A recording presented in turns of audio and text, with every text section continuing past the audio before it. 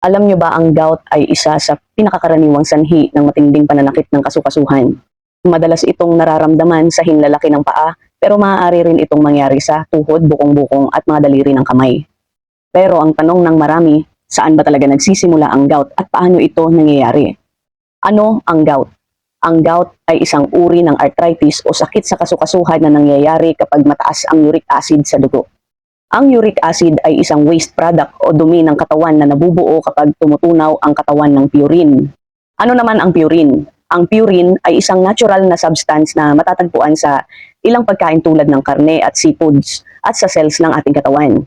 At kapag na-breakdown ang purine, nagiging uric acid ito. Karaniwan ang uric acid ay lumalabas sa katawan sa pamamagitan ng ihi. Paano nagsisimula ang gout? Nagkakaroon ng gout kapag masyadong marami ang uric acid sa dugo. Kapag sobra ito, nagiging maliit na kristal na parang karayom. Ang mga kristal na ito ay naiipon sa kasukasuan. At kapag nangyari ito, nagkakaroon ng pamamaga, pamumula, matinding sakit sa joints. Ito ay tinatawag na gout attack. Karamihan na tanong lalo na yung mga nakakatanda, bakit madalas sa hinlalaki ng paa? Ang gout ay madalas nagsisimula sa hinlalaki ng paa dahil mas malamig ang temperatura ng paa. Mas madaling mag-form ang uric acid crystals sa malamig na bahagi ng katawan. Kaya madalas biglang sumasakit ang hinlalaki lalo na sa gabi. Ano ang nangyayari kapag lumala ang gout? Kapag hindi na kontrol ang gout, maaaring magkaroon ng bukol sa paligid ng kasukasuan. Ito ay tinatawag na topus. Ang topus ay namumuuring uric acid crystals na naiipon sa ilalim ng balat. Maaari itong makita sa daliri, siko, paa, tuhod. Kapag lumaki ito, maaari itong magdulot ng deformity o permanent damage sa joints. May lunas ba ang gout? Ang magandang balita ay nakukontrol ang gout. Maaaring magbigay ang doktor ng mga gamot tulad ng alpurinol, nagpapababa ng uric acid sa katawan, colchicine, nakakatulong bawasan ang gout attack. Bukod dito, mahalaga rin ang pag-iwas sa mga pagkain na mataas ang purines, tapos pag-inom ng maraming tubig, pag-maintain ng mababang timbang or ng tamang timbang. Kapag naagapan mo, maiiwasan ang paglala ng gout. Bigla ang matinding sakit sa kasukasuan. Isa sa pinakasinyalis ng gout ay ang biglaang matinding pananakit ng kasukasuan. Uulitin ko, karaniwan itong nararamdaman sa mga kasukasuan tulad ng hinlalaki sa paa. Ito ang pinakakaraniwang unang naaapektuhan. Bukong-bukong, maaaring mamaga at mahirapang igalaw. Tuhod, nagiging masakit kapag naglalakad o tumatayo. Daliri sa kamay, maaaring mamaga at maging sensitibo sa paghipo or paggalaw. Yan. Sa madaling salita, ang biglaang matinding sakit sa kasukasuhan ay sinyales sa maaaring naiipon na ang uric acid crystal sa joints. Nagdudulot ito ng gout attack. Ito na yung sabi nilang gout attack.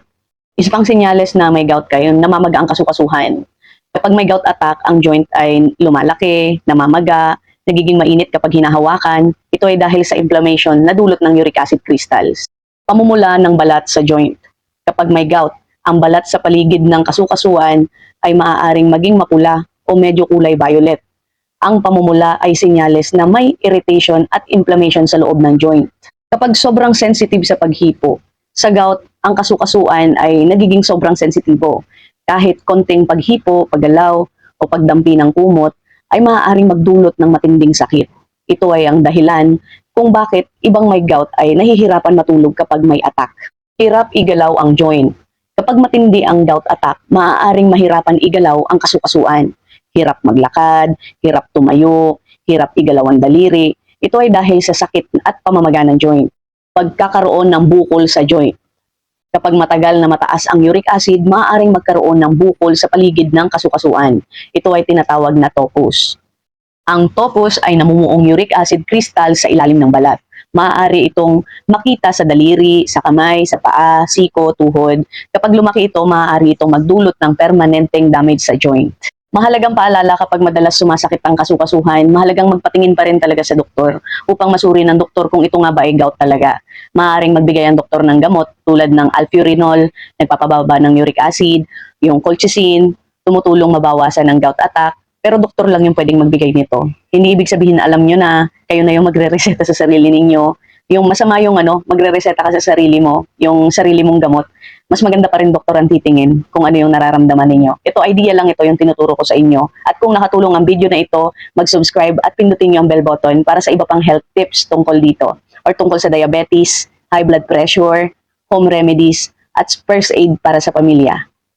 Yan po yung mga meron ako. Nasa playlist ko lang. Thank you.